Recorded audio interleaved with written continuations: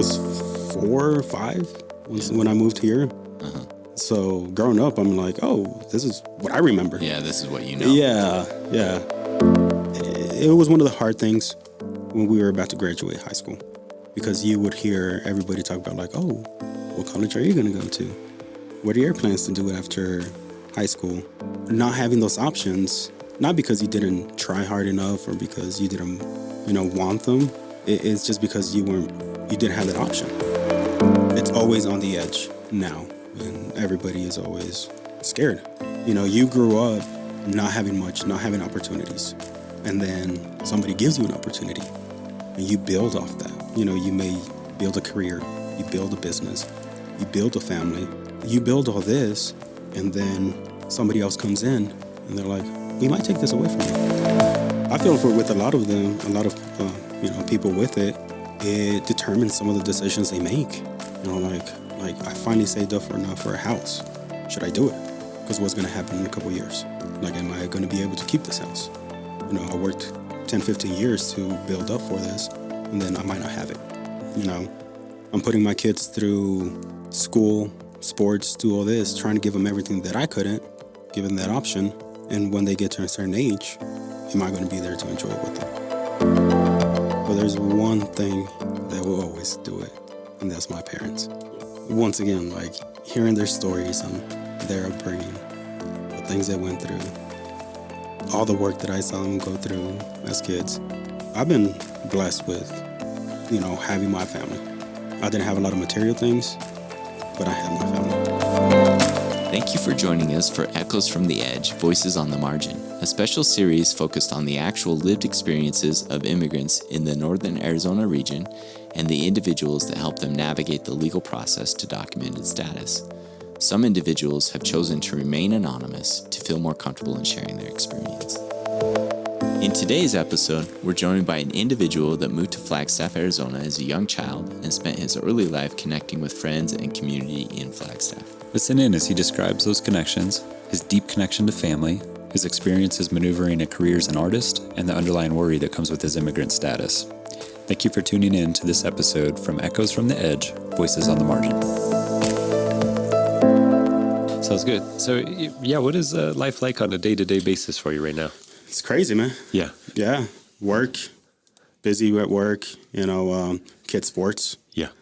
That's a whole second, third job, if you want to call it. Sure. Organized sports is crazy. Yeah. Just like hauling the kids all over the place, different practices. I mean, same sport, but different teams, with the oldest, and then the little one just getting started. So not knowing where that's going to go, completely different to me growing up in town. Right. Just meeting up with the kids, neighborhood kids, playing soccer, playing, basketball. Right. And not having any adults right there. Like, this is a whole new thing for me. Right. Yeah. This is a whole new thing. Experience hauling the kids around, having all that structure and that sort of thing. Yeah. No, it's great, though. It's great. Yeah. I mean, like, neighborhood kids, it was completely different, for sure. Yeah. Like, I had friends that did organized sports, me growing up, but my parents were always working. Yeah. They didn't have the time to run me around or whatnot, so organized sports was not on the table for us. So it was just meeting up and doing it ourselves. Yeah, so it's cool to see your kids in organized structured sports. For you, it's kind of like hooping up or playing soccer or hitting the track and field just for fun with your friends. Yeah. What was it like growing up in Flag? Man, that was a big part of it. Yeah. Growing up on the south side part of town for a while, like it wasn't NAU based. NAU was there, but it wasn't as huge as it is today. Oh, yeah. I mean, like, it was a neighborhood, dominant area where I lived. There was an elementary school right around there, South Beaver. So it was great. Most of the parents were actually at work, because it was a very Hispanic-driven area. So most of the parents were always at work. So summertime, we would meet up at the school, like I said, to play. Once the sun came down and the lights came on, we were in the street. Mm-hmm. We were playing hide and go seek. We were foot racing. We were being the bikes. So it was a great experience, growing up there. It had its challenges, but, it was still great. You had a good group of friends. Yes and no. Let's get out Throw them under the bus. Yeah, let's throw these you always guys have some of those that, you're doing right, but then they're like, like, hey, let's go do this. Nah, I'm going to stay back from that one, And now you ask about them, they're like, hey, where's these friends? Well, Turns out they still made the same mistakes. So, but no, I wouldn't say like I had a lot of close friends, but I had a handful that till the day I still call, and we grew up calling ourselves cousins because we came from the same place, grew up with similar situations, and all that good stuff. So yeah, throughout the years, it was good. Other ones just fell apart. Different directions, moved, and some of them are no longer with us. Just through the years. But yeah, no, that it was good. Did you grow up entirely here in Flagstaff? Or? I did. Yeah. I did. I was 4 or 5 was when I moved here. Uh-huh. So growing up, I'm like, oh, this is what I remember. Yeah, this is what you know. Yeah, yeah. What schools did you go to, and what were they like? South Beaver was an experience. Yeah. It was fun. Yeah, how's that? It was great. 5th and 6th grade teachers, they were married, and every class that they had, that graduating class, they had a barbecue for them. Oh, wow. Until they retired, until they had the very last class that they had a graduation, barbecue at their house, or they would bring them in, just to get everybody back together. So it was awesome, them doing that, bringing, the 5th and 6th graders back, from once they were graduating high school, because a lot of them, they would move, or there was 3 high schools here, so you didn't see them as much, and they would just invite them. And it was great to see them and hear about what the plans were going to be next for the future for them. Mm-hmm. Yeah. So they created, it made it feel like community. That almost sounds like old time stuff, Yeah. Yeah, no. It was great. I mean, that experience was great. The teachers were there forever. It wasn't, unfortunately, like how you see it sometimes here, where you get a student teacher or you get a teacher and they're there for a year or 2 years and then they move. No, those teachers were there for the long run. That was like their career, huh? It was. Yeah. Yeah. And that's why you would see some of the students, still interact with some of the teachers after, now that they're grown up. They're like, hey, 5th grade teacher, hey, how you doing? I actually had they came in to the studio to bring me a piece of artwork that I gifted them when I graduated. Oh, whoa. Holy cow. Yeah. What was it? What was It was a painting I did in senior year. I did a painting. It was an eagle with the Grand Canyon, stuff like that. And I took it to their house, and they weren't there, so I just left them a note and to call me. And, 20-something years later, they saw, my artwork and everything else. They came into the studio, and they're like, do you remember this? I'm like, of course. And they still have it. They still cherish it. They still, it was pretty nice. My gosh. Yeah, it was that type of community back then That's so cool. Yeah, I was awesome. Wondering if you hung it up in the studio, but they hung on to it. They hung up. Yeah, they just came to bring it in to show it to the guys. Yeah. Be like, hey, do you remember this? They wanted to meet, the other artists there and be like, hey, I've known this guy forever. I know his family. And it was pretty sweet. That's so cool. From South Beaver, did you go to, was it Flag Middle School or West Flagstaff Junior High at the time? Flag Middle. It was Flag Middle, okay. Flag Middle School. I was there for 7th grade, part of 8th grade. Okay. And then, my family moved to the sunny side. So going from the south side to sunny side was a completely different stage too. I went to Mount Eldon there. And that's where I met some of my best friends. Oh, yeah. In middle school, that till now I still talk to them on a regular. It was a change because I grew up with these kids from kindergarten to 7th grade. That's all I knew. And then moving to Mount Eldon, it was a completely different scenery for me because I never really went to that side of town. Right. I had no need for it. I was always just on this side. What was it like? How was it different? Well, I mean, same thing. You have a group of friends that you've been growing up with your entire life, and same with them. They had been together since kindergarten, elementary school, and now right about to go to high school. You had already that close friends that you've known all these years. And for me, at least, I wasn't the most outspoken, the most outgoing. I didn't play sports, so I didn't have any connections with any of them. So it was harder for me to like join a group of friends like, hey, let me hang out with you. So a lot of times it was just by myself until like, oh, I got a classmate here. Oh, this classmate introduced me to this other one. So it took me pretty much the entire, semester to build a group of friends, which it turned out to be great. But some other ones, you're from the opposite side of town. They're like, we don't know you. We don't like you, even though it's a small town. You're Southsider. Yeah. So you went to MEMS then. That was an A+ school. The Thunderbirds. Yeah. Yeah. See that look? There's that facial expression. A+. I'm like, was it? Yeah. For who? It's so funny to get that on the side. Yeah. Yeah. No, it's funny. I think the year before I went there, they had been awarded an A+ status by the state. And it was the funny, like on the sign, it said Mount Other Middle School, an A+ school. And then just comparing that rating to what reality felt like there. Not the same. He's like, who's rating this? Yeah. And do you come here? Yeah. Who got paid to get this rating? Yeah. So you mentioned meeting some of your closest friends there at MEMS. Still friends today? Still friends today. Man, so cool. And did you go to Coconino from there? I did. Okay. Yeah, so yeah. Panthers, man. Panther Pride. Devin Booker's gym, man. That's where. It is. Yeah. That's where Book works out, huh? Yeah. Yeah. What was it like at Coconino? It was fun. Yeah. I had, like I said, all my youngest friends, they all were going to go to Flag High. So, of course, I wanted to go to Flag High. I'm like, I want to go there. Yeah. And my brother was all like, well, I'm not going to take you. So good luck. I'm like, all right, that works. And no, going to Coco was amazing. It's like, I met some of my closest friends that I have now. The art teacher there, amazing. One of my favorite teachers that I've ever had. And because of her, like, it continued the drive. Because I've had friends that, they've always liked artwork, doing art, whatever it is. But at a certain point, they just stop.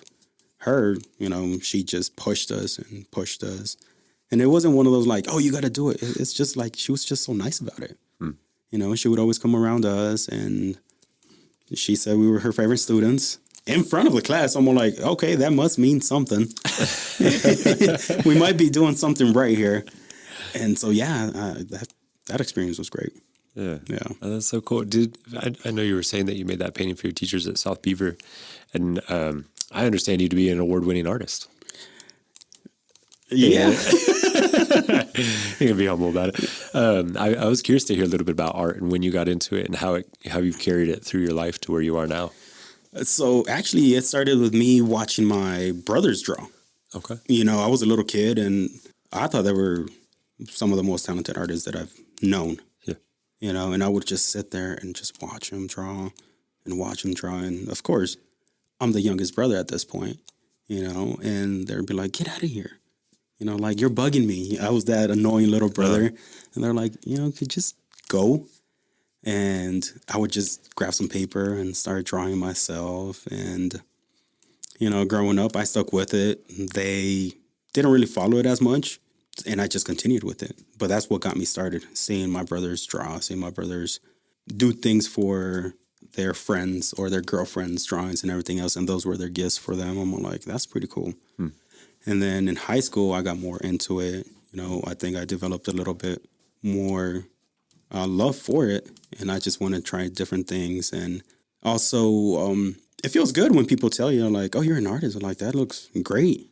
It makes your inner self like, I'm doing something right. People do care about things that I do. And that was my start. After high school, I took like a year or something off. And then somehow I was able to get into community college, and I'm like, oh, let me try to see if there's anything art here for me. There wasn't. The degree they offered, it just wasn't for me. I was never the best student when it came to that. I just wanted the art from it, and that's what I wanted. And it was an experience, but it just wasn't for me, Got it. you know. And then growing from there, my brother, I had just quit community college. We had gone through some things, and he tells me, so like, how come you don't tattoo? I'm like, no. I'm like, I don't want to mess people's bodies up. Like, no, that's, you know, that I don't know. It's something I would have never thought about. And then he comes and tells me again, he's all like, you're going to do it. I'm like, no. He's all like, oh, you're going to do it. That was Big Brother. I had no option, you know? So I went with that, you know. It's not always the right way, you know, because I'm self-taught. You know, the apprenticeship, all that is the way to go. But this was my road to go with it. You know, he got me started, and he would bring his friends, and so I could start tattooing them. And the first guy, he told me, so like, my friend's going to be here on Friday. Here's the kit. Figure it out. Where did he get a kit from? One of his friends. Yeah, he just borrowed it. No, he bought it for me. Oh, he bought it. He bought it for me. And then he had a willing participant. Yeah. He's all like, here's some magazines that I got for you. See what you can get out of these and go for it. And so I went to his house on Friday, and I'm all like, hey, you really want to do this? He's all like, yeah. I'm all like, you know, I've never done this before. He's all like, me either. So we're going to learn this together. Incredible. Yeah, and it's still there. You know, I saw him a couple of years ago, and he asked me, he's all like, hey, so when can we fix this or cover this? I'm all like, that's one of one. No, that's one of one. You can't be doing that, you know. That's my start. He's all like, yeah, but I got to be the one wearing it. I'm all like, you should be proud. He wasn't aware of that when it first happened, huh? Yeah. Yeah. That's incredible. It's got to be worth money now. It's an award-winning artist. I would think so. No you doubt. know? First ever. Yeah, and from that, it was a long road, for sure. A couple of years, I didn't do many. You know, I was just figuring things out. I was still drawing. I was still painting. Tattooing, I would do it here and there. So I wasn't learning much. You know, it wasn't until maybe like 4 years actually after that, I started getting more serious about it. And I would have more people coming in, more people. And then finally somebody offers me a job, which I never expected. Yeah. You know, never expected. And it was probably the greatest decision I've made for myself. You know, with, of course, you know, my wife backing me up. You know, she's been the best part of this. And then 10 years later, here we are. Like I said, a couple humble awards, nothing crazy, but it's been great. You know, What turned the corner in the 3 or 4 years? You said you got the gun as a gift. You did that first tattoo, and then it was like kind of sporadic. What turned the corner 3 or 4 years later? seeing that I could actually make a difference with some of the people. Like some of the tattoos at some points were just, I just want to get tattooed. You know, but then I had other people that didn't feel comfortable going to an actual shop. You know, they came to me because I spoke Spanish and they could relate to me. And they're like, hey, do you mind giving me a tattoo? I'm like, not at all. You know, so it was a big gap for me because, you know, I understood where they were coming from because at some point, like, I'm like, oh, I want to go get tattooed. And I went to a couple shops and I didn't feel comfortable. I'm like, ooh, like this feels weird. So I understood where they were coming from and the language barrier was big. You know, they're like, okay, let me go with him. And I did explain to them, I'm like, hey, you understand that I'm still learning and everything else. I'm like, oh, that's fine. You know, and those tattoos were meaningful for them. They wanted to get their kids' names or their loved ones that were no longer here. And because of being in the same culture or, you know, even just the language helped them do it. They're like, okay.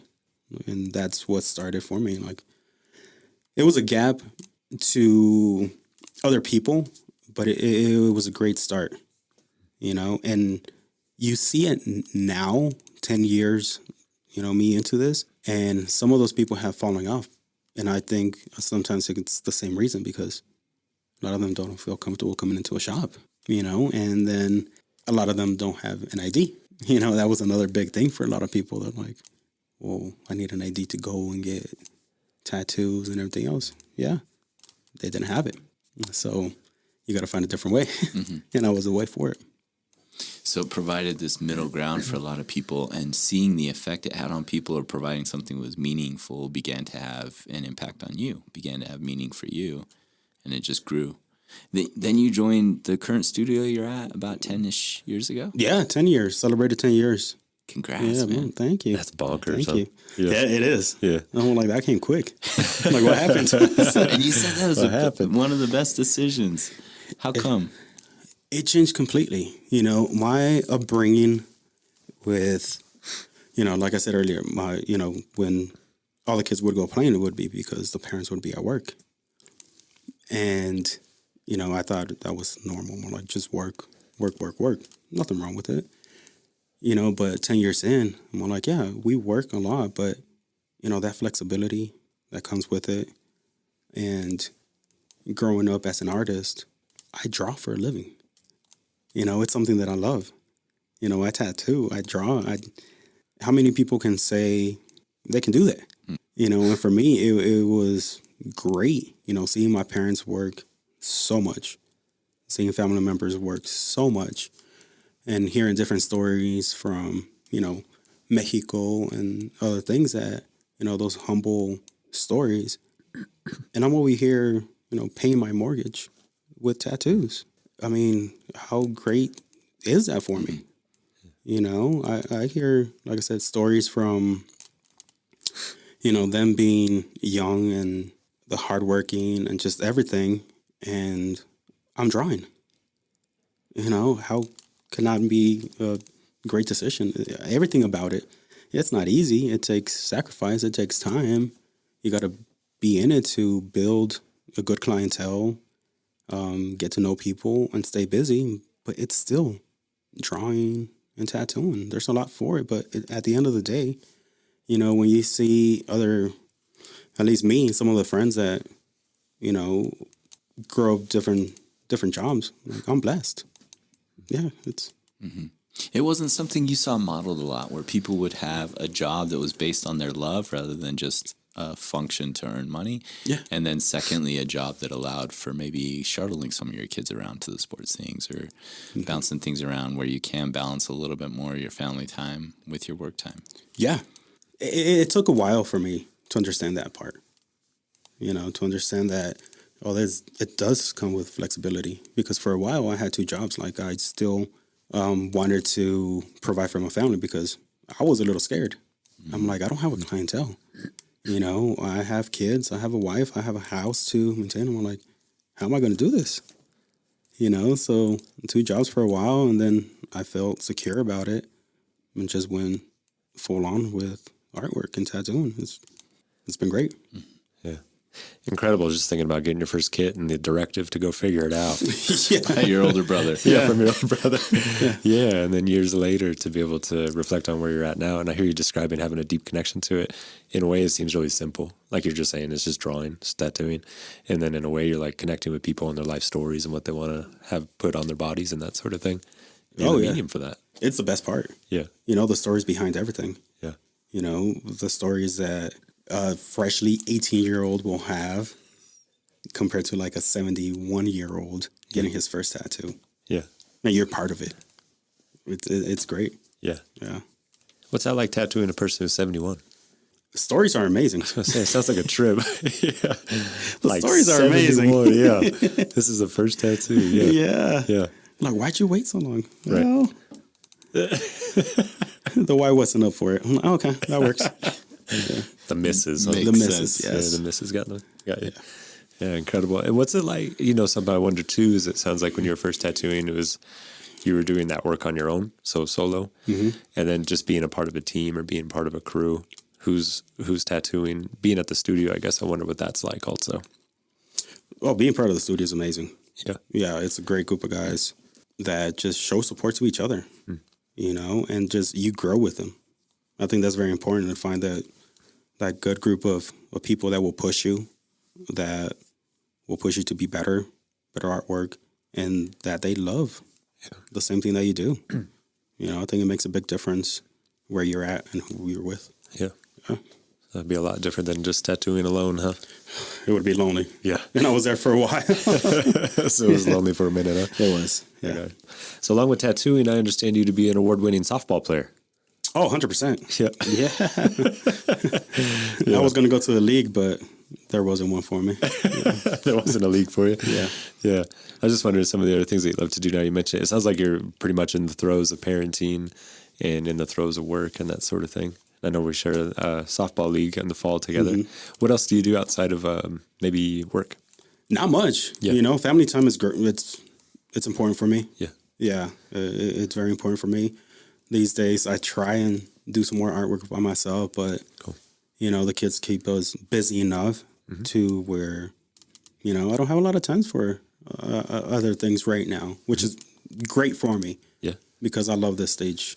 Cool. Where they're keeping us busy. When I can, I sneak out to do some more drawings and everything else. Like I said, big on family. And so go hang out with my parents, you know, dinner with them once in a while. Mm-hmm. Summertime, we'll try and, you know, get together with some barbecues and whatnot, a little vacation here and there when we can. Mm-hmm. But yeah, most of it is just family. Cool. A lot of it's family, yeah. Family guy. Yes. Yeah. Yeah, so you had mentioned that you went to Coconino Community College for a bit after graduation. You mentioned the inspiration that you got from that art teacher in high school, not being forced to do things, but being gently encouraged in a way that really facilitated your passion, then being a little more forcefully pushed by your brother into tattooing specifically. But in order even to get into college, there's ID required. You mentioned IDs for tattooing, so I wondered, how did you go about the process, getting what you needed document-wise to give college the shot? So when I said I got lucky is, you know, my younger stage, I had the work permit. And, you know, with the work permit, you get your social and all that stuff. Mm. So somehow I was able to slip through the cracks or something, whatever it was. And I was able to get in there and took advantage of that. You know, it was one of the hard things when we were about to graduate high school, because you would hear everybody talk about like, oh, what college are you going to go to? What are your plans to do after high school? Are you going to stay in state? Are you going to go out of state? You know, not having those options, not because you didn't try hard enough or because you didn't, you know, want them. It's just because you didn't have that option. It made it harder to be part of those conversations and hear them. So you would block them out. And when I was able to get into community college, I'm like, oh, this is what it feels like, even though it's just community college. You know, to me, it was a big step because I'm like, maybe I could do this. Yeah. You know, it opened up options that previously you would just avoid. You'd hear your peers, your friends talk about different options, and they weren't viable for you. Yes. So you would turn away from those conversations? I would turn away from them. I remember trying to enroll into an art institute in Phoenix. And I called them, and they called me back and like, hey, are you still interested? I'm like, 100%. I'm like, okay, we just need your information so we can get everything situated, going started. And then they sent the paperwork. I couldn't do it. There's nothing that, you know, I could do to enroll in there because I didn't have the proper paperwork back then. And then I would see some friends doing the same thing. You know, they would ask us, I'm like, oh, what are you going to do? Well, I'm going to work. You know, those were the options that we had. And I had other friends that, you know, somehow they made it in, and great for them. I don't know how they did it, but they attended universities and everything else. And it was great for them. So I'm like, wow. But it made it hard because, you know, as an artist, you know, there's different scholarships too that some of the high schools would offer going in there. And it was hard hearing the teacher talk to other students and be like, hey, I'm trying to nominate you for this scholarship so you can go to school. And you're just sitting in the back listening to it with your head down. Like, you know, they have that option and you don't.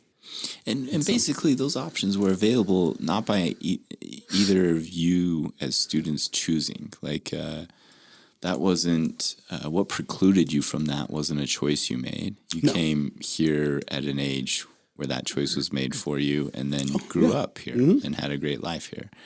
and then certain doors are just not open because you came here as a child.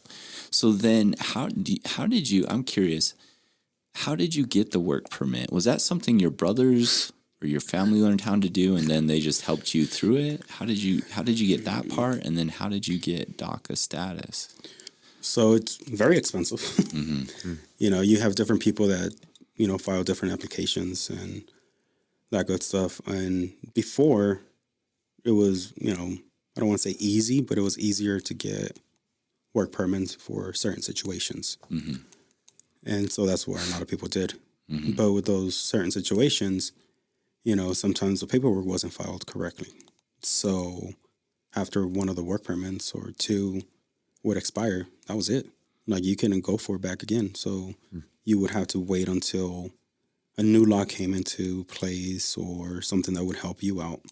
And that's where DACA comes into place many years later, where they implemented this, and I was eligible for it. And so I filed for it, and I got it, you know, and that changed my life once again completely. You know, because before that, I'm like, you don't have an ID, you don't have a driver license, and anything else.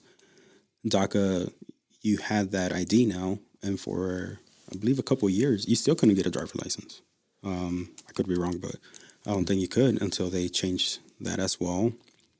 And that opened up a lot of doors for a lot of people. At that point, I was over school. Like, I wasn't going to go back. But it opened up different options for different work for me. It changed a lot. But even, you know, with some of the friends, younger friends that I had that got that, you know, you would still have to pay more than other people because you were still considered out of state. Like, even though you've been here, you know, 10 plus years or whatnot, like, you still had to pay out of state tuition, even though you had that and you were here. So, I mean, like, as much of a great help it was still hard for a lot of things because now, okay, I'm able to do this, but it's still harder for me than the normal person. Yeah, so it didn't necessarily level the playing field in that way, right? Yeah. What was the process like just going through the DACA application? And I heard you mention earlier that it was expensive and that sort of thing, but I just wonder also the requirements. And it's expensive. I mean, like, I was always very timid when it came to doing the wrong things, I guess. Yeah. You know, because you had friends that would go and they would get in trouble with the law or just different things growing up, and that was going to be one of the issues if you wanted to apply for it. You know, you had to have a clean record. You have to have certain years here, be here at a certain age, and I met all that criteria, which a lot of friends did. I went through a lawyer because I didn't want to mess anything up. And, you know, lawyers are not cheap. Applications are not cheap. And, you know, every year, every time that you do it now, it's been going up. And so for a lot of people, that was another part. Like, okay, do I do it myself? You could. And a lot of them do, and they're great at it.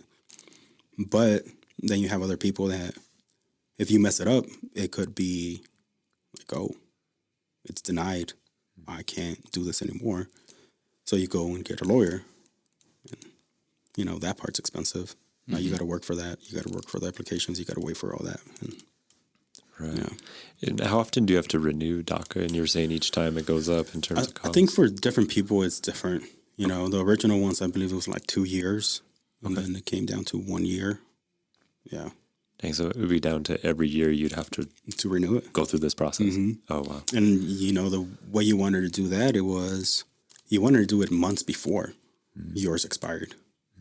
You know, you wanted to do it in at least 3 to 6 months in advance before it expired, because as many as they have, a lot of times if, you know, yours was going to expire in July, you know, sometimes they didn't process it until July. And so now you have a whole month without anything. Everything expires. And that's one thing you didn't want to do. Right. If it all expired, what's that month like, I wonder? Just like, what does that month feel like if you're just kind of waiting on paperwork or things being expired? Oh, it's horrible. Yeah.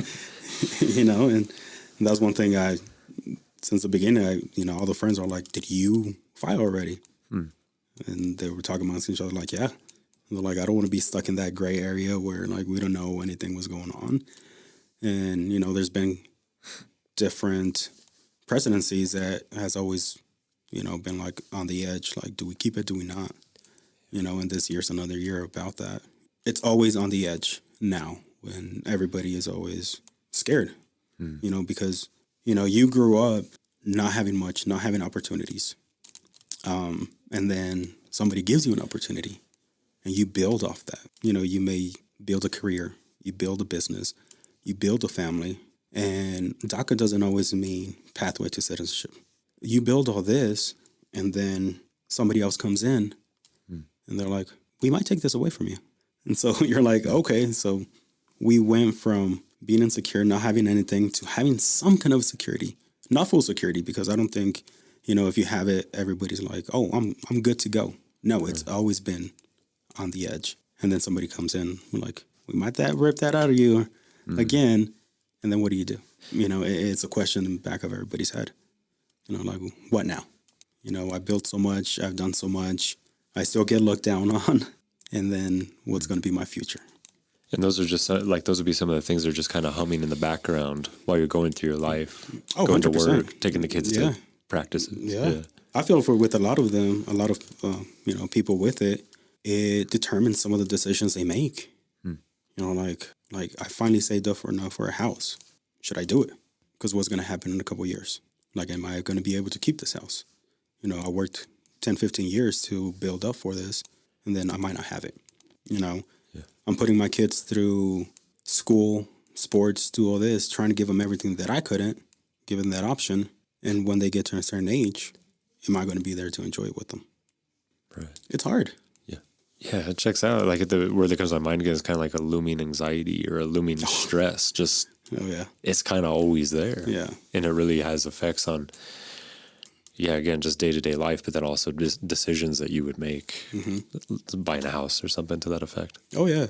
Yeah. Yeah, everyday decisions, you know, and in a way it's good because, well, maybe not good, but we know that we are not guaranteed, you know, 100%, like, you know, like if any random person does some kind of like accident, you know, has a car crash or does something that he wasn't supposed to, you know, they might get a slap in the wrist, slap in the hand. Cool. You're good. Yeah. With somebody with DACA, you know, something like that could change their entire life right there too. You know, when it comes to renewing, when it comes to different things. So, right. So, and some of that is going on where the people being deported, it was something like an accident or something else, currently across the U.S. And so it heightens this threat. I do wonder, comparatively right now with the political tone of the federal government and the stance and the statements about deportation, is that underlying anxiety you're describing, do you feel like it's higher for yourself or for individuals you interact with, or is it about the same as it always been? Because there's always a question. I think it's the same for everybody. It just comes down once again to who's in charge right now. You know, because in different presidencies, there's been mass deportations already, you know, but they have targeted different people. Yeah. You know, and then you have other ones that are like, we're going to target everybody the same. And so I think that's a difference, but, you know, it's the same level of anxiety, worryiness for everybody alike. Yeah. And you talk about that low level anxiety, and while describing it, you say I could come here, I can build something, and then there's always a threat to that being taken away if something happens. It feels fragile. And while you were describing that, you said, you know, it's like you come and you build something and you can still be looked down on. And I wondered, what did you mean by that? And what have been your experiences with either how people perceive you or that process perceives you and how that feels being looked down on? Well, like a lot of people say, they're like, what are you doing here? You know, and I believe there's haters everywhere. You know, you're doing something good, and whether it's your same people or a different one, you're doing something good, and somebody's always going to be like, why do you have that? And, you know, with me, with working at the studio that I work with or the artwork, you know, they might look at me and be like, why does he have that? He's not even supposed to be here, but that could be my position, instead of being like, well, maybe I should have worked hard and I could be in his position. It's one of those like, well, if he wasn't here, I have a better chance of that position, which if you just would have worked hard enough, maybe I wouldn't be in that position that you would be, instead of just taking it for granted. Like, well, if he wasn't here, that option opens up for me. And that's how I've seen some people think, or heard some people think. Yeah. Right. That'd be like a common misperception. Yes. Yeah. Like because you're here, because you have this opportunity, you're taking this job or something. Yeah. Like that. And I think that's where, when it comes to a lot of people, like, well, they're taking all our jobs. Well, I mean, the jobs are there, Go get it. I'm sure people will say different or see it differently. But to me, it's all like, the jobs had been there. My boss was hiring before I got there. You could have gone over there. You could have built. You could have gone through the struggles to learn the craft that I did. But no, people will still see it as like, he shouldn't be here. I should be there. And numbers-wise, what you're speaking to, it is true. Even in areas where there are a higher immigrant population, the evidence suggests actually the industries have more job opportunities. It actually brings all boats up, essentially. So you're exactly right. The data doesn't bear out that someone's taking your job. Like, if you weren't here, there's no way in hell that I'm going to be an award-winning tattoo artist at a studio in Flagstaff. Like, that job's not available to me. I did not work for it, and I don't have that skill. And so, what you're speaking to is like the lived experience of an idea that gets thrown out that's totally contrary to what actually is the case. Yeah, the heart of your question, Dan, seems to like kind of land on what is it like to be in that position? Like, I don't know, in my mind, it just seems like frustrating or angering or something to that effect. No, not to me, because I blocked that out. Because I know that, a lot of people had greater opportunities than I did. They had more doors to open than I did, and I just waited for my opportunity, took advantage of it, and I think with a lot of people, because they have so many doors that they can open, they don't. They're just like, I'll come back to it at some point and whatnot. So frustrating to me, it's like, no, like, I deserve this. I waited for this. I worked hard for this. Yeah. I'm like, if you don't see it the same way, that's on you. Yeah. So there's a component of like, I figured this out. Yeah. I did this. Yeah. I'm still figuring it out. Yeah. And I got lucky enough to have people back me up. Like the people I work with. Yeah. Right. Well, yeah, and I think of like the word resilience comes to mind, and I think of maybe the experience. And again, not that there'd be similar or one for one for everybody, but there might be some similar components in people in immigrant status, and having a level of resilience and having to work through that, figuring it out with that context of people like thinking that should be my job, even though you did all of that work and you figured that out. Yeah, so the word of resilience comes to my mind. I wonder how you keep going, man. How do you keep doing it? A lot of things. Yeah. Of course, I'm going to always say the family. Yeah. The family, my kids, the wife. But there's one thing that will always do it, and that's my parents. Yeah. Once again, like hearing their stories on their upbringing, the things they went through, all the work that I saw them go through as kids.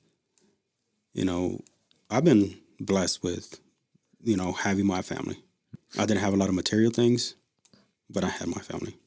Ups, downs, it was never all joy and colorful things, it never is.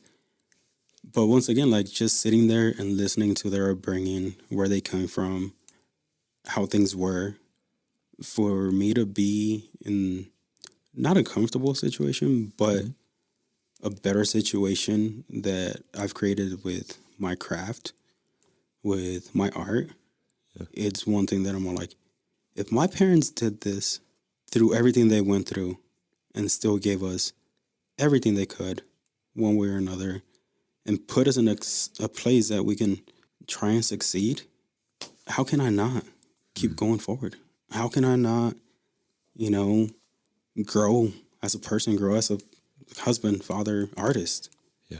that little part with my parents, it's one key that keeps me going. Yeah, it's super cool to hear you say it. Like, you kind of light up when you're talking about it. It's important to you to like keep taking those steps forward. Oh yeah, it's Yeah. What? So you have this emphasis on family, both your family and then your heritage with your parents. And you joked it. Well, you kind of were like joking and talking about your brothers being the youngest of several brothers. That's like going through trauma in and of itself to have a few older brothers. But I'm curious, have they landed with that same emphasis on family, or what's it like watching them go through their adult life? How are they similar or different from you in terms of how they've prioritized that family and that heritage? We're very similar. We are very similar. We are all very attached to my parents. It could be the culture. It could be something else, but we are still very close to my parents. Even though we don't all live in the same place, we're still very, very close to them. They all have kids. They're very attached to their kids as well.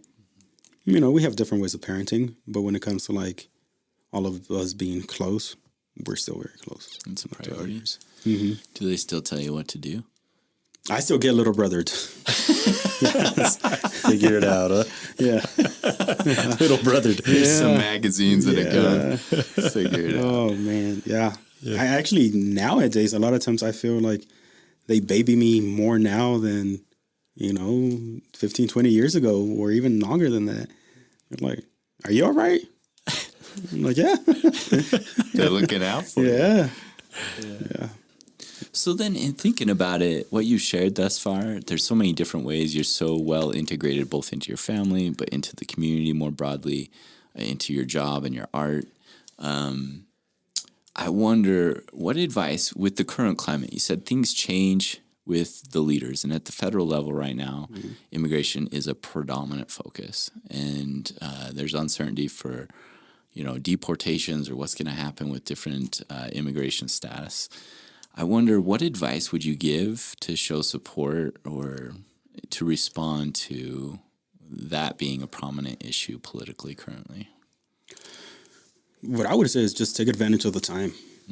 Take advantage of the time that we have, this, and hopefully it continues or it leads to a better path, citizenship, residency, and whatnot. But take advantage of the time. Like, show the community, show the people on why you deserve to be where you're at. It's not just like, oh, they're here. No, like, make it a staple to be like, hey, I'm a great person, great citizen, great part of the community. Like, I don't go out, do trouble. Like, I'm bringing more to the table that other people are here. Take advantage of that and, make it known that you're already worth, but show them that you're worth. Show them what show them what you're worth, and show them what they would be missing when you wouldn't, be here. Yeah. And what advice would you give for people on the other side of the coin? Take a look at the people around you, because a lot of times you might not realize, that person that makes your everyday life better and every part or aspect of life is going through something like this. And think about like, oh, well, if they're not here, what do I do? Like, it does affect, just take a look and, just show respect and show more than anything, humanity. Like, just be human. So show your worth and look around and see what worth is being provided to your community with people with varying levels of documented status. Exactly. Not everybody's bad. Yeah. You got bad in every place of the earth and whatnot, but there's so much good around you. And guess what? A lot of those good people are here because of, different situations. And we want to stay here. Yeah. Absolutely. Yeah. This is home. Yeah. Yeah. Flagstaff wouldn't be the same without you here. I mean, it wouldn't. The F League softball wouldn't be the same without you here. Totally. Keep adding 1,000 out there. Right? Yeah. That's humble. Humble. Yeah. You are very humble. Gosh, yeah. What great advice. I just want to say thank you so much for taking, I know you're a really busy person. everything you're talking about. I really feel grateful for you to carve out some time out of your day this morning to sit with us and share your story and your advice. Yeah, I'm really grateful. Thank you. No, thank you for having me. Much appreciated. Thank you. Of course, thank you. Thank you for joining us and hearing about the lived experience of our guest today. Our impression is that our guest and his focus on family have motivated him to create opportunities that he sometimes worries about being taken from him. His love for his family and connection to the community are a cornerstone for this person. Tune in next week for another episode from Echoes from the Edge, Voices on the Margin, as we conduct another anonymous interview to highlight the lived experiences of people in the Flagstaff region.